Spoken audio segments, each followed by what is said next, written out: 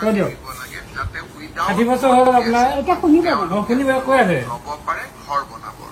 না আমাৰ 60 টকা লাগিব মামা বৃদ্ধ পেঞ্চন বঢ়াই দিয়ক মামা অৰুণোদয় পইচা আমাক পইচা বঢ়াই দিয়ক আমাক বহুত অশান্তি কি কৈছে আইতাই কি কৈছে কৈছো মামা কি কৈছে আপুনি পইচা বঢ়াই দিয়ক অৰুণোদয় লাগিব আমাক পইচা বঢ়াই দিয়ক মামা আপোন ঘৰ আঁচনিৰ সুবিধা লওক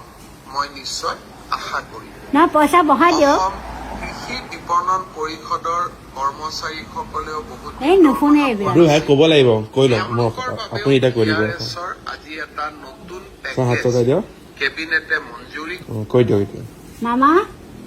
আমাক বস্তু দিব লাগিব ঢেৰ বস্তু দিব আমি বিধৱা মানুহ আমি বহুত অশান্তি পাইছো আমি বহুত বস্তু আমাক দিয়ক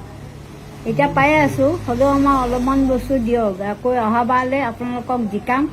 এই পদুম ফুলতে আপুনি সদায় জিকিব নাম আছে জানো মোৰ দীপালী বৰ থাকোঁ আপুনি পদুম ফুলতে আপুনি জিকিব মই আপোনালৈ আগবঢ়াইছোঁ সদায় পাব আৰু আপোনাক জিকামেই এইবাৰ এয়া আহি আছে নহয় বিধানসভা আপোনাক জিকাই দিম আৰু আপুনি আমাক হেৰি পইচাটো বঢ়াই দিয়ক বিধৱা মানুহ দীপালী বৰ থাকোঁ আপোনাক আশা কৰিলোঁ আপুনি পইচাটো বঢ়াই আমাক বিধৱা মানুহ হেৰি কৰক আৰু দীপালী বৰ থাকোঁ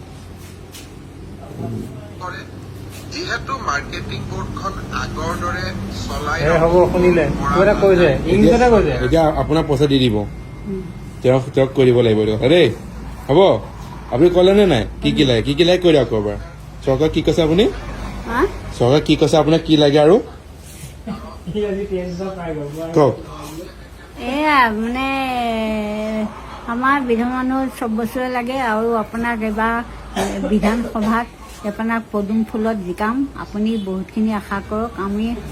আৰু মোৰ নাম হ'ল দীপালী বৰঠাকুৰ আপুনি কি পাইছে চৰকাৰৰ পৰা আপুনি কি পাইছে এতিয়া এতিয়া চব পাইছোঁ কি পালে এয়া এতিয়া